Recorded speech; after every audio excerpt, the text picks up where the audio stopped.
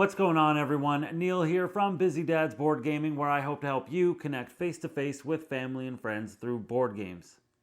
Today, I'm going to be teaching you how to play Trash Pandas. Trash Pandas is a set collecting push your luck type of game for 2 to 4 players that plays in around 20 minutes or so. It was designed by Lisa and Michael Eskue and published by Gamewright, who was kind enough to provide the game for this video. So, let's dive in and learn how to play.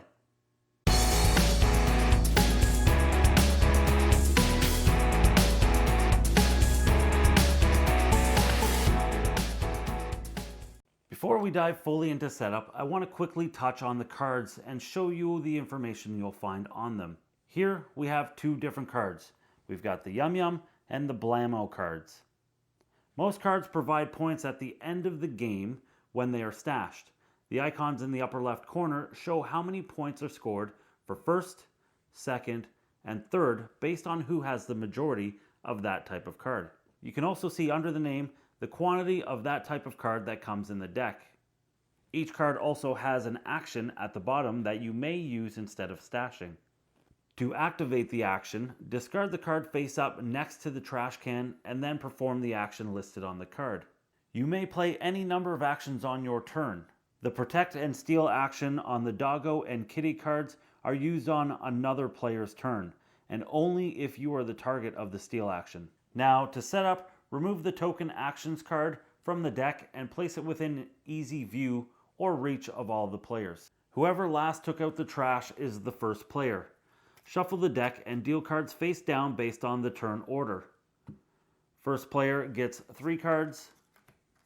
Second player gets 4. Third player gets 5. And the fourth player gets 6. I'm setting up a 2-player game here, so I'll get 3 cards and my opponent will get 4. You can look at your cards but keep them secret from the other players. And stack the rest of the deck face down within reach of all the players. This will be known as the trash can. Next, arrange the 6 tokens in a row and place the die next to the tokens. The player with the fewest cards in hand starts the game, and then play passes to the left. In Trash Pandas, players are raucous raccoons tipping over trash cans in order to find food and shiny objects. Players push their luck to acquire cards, but must stash them in order for them to count as points at the end of the game. Whenever the deck runs out, the game ends and players compare their stashes to see who has the majority of each type of card and then scores them accordingly. The player with the most points wins. On your turn, you will follow this sequence in order. First, roll the die and acquire tokens. Roll the die and take the token that matches the die result from the middle of the table. Then decide to either stop or continue rolling. If you decide to stop, move to the Resolve Tokens phase, which we'll talk about in a second. If you decide to continue, roll the die again and then once again take the token that matches the die result. If the die result ever matches a token that you've already taken, you bust and do not resolve any tokens. Place any collected tokens back in the middle of the table and then play passes to the left.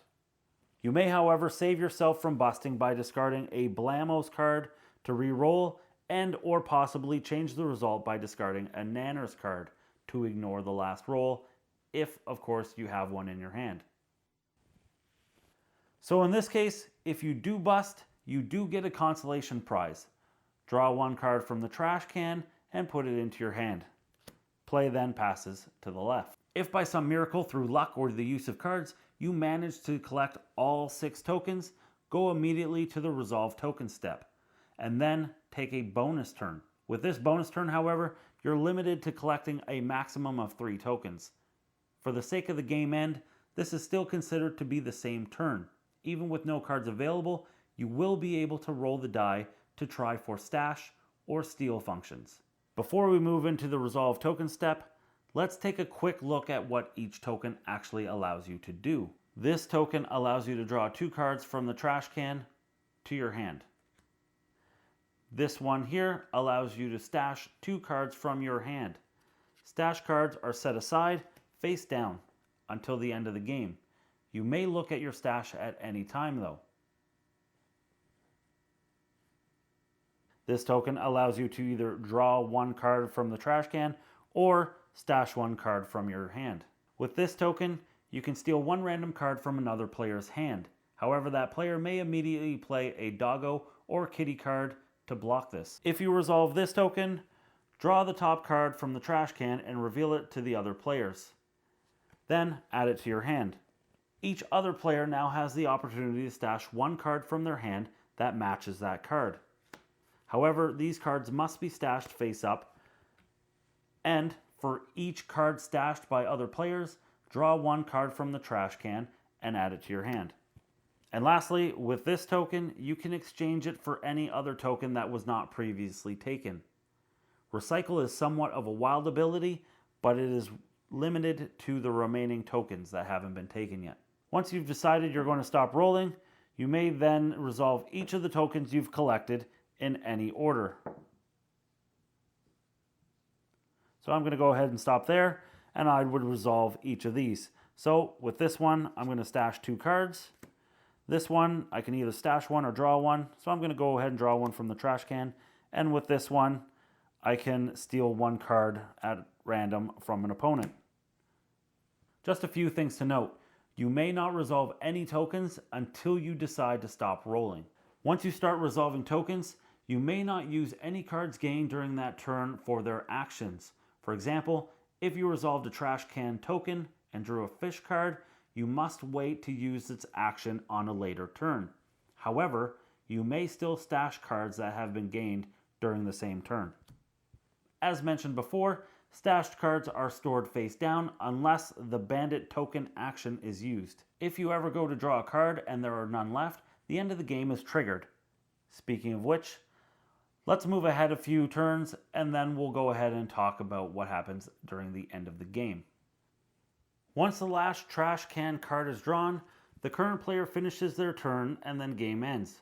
All players then discard any cards remaining in their hands and reveal the stash cards and sort them by type.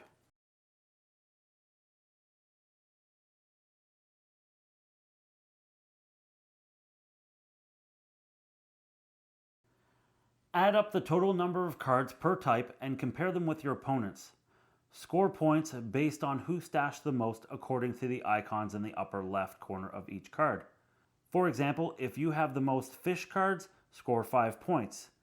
If there is a tie, the players involved in the tie receive 1 fewer point. Next, once all of your cards are scored, you would then score your blammo cards. Score 1 point for each blammo card stashed. Finally, count up and compare points. Whoever has the most points wins. In the case of a tie, whoever has the most variety of cards wins. If there is still a tie, whoever has the most cards overall wins. And there you have it. That is how you play Trash Pandas.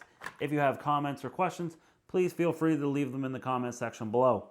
If you've gotten any value out of this video, please like, subscribe, and share it with some family and friends as it goes a long way in helping the channel grow.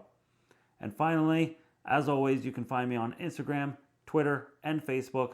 Links for everything in the description below.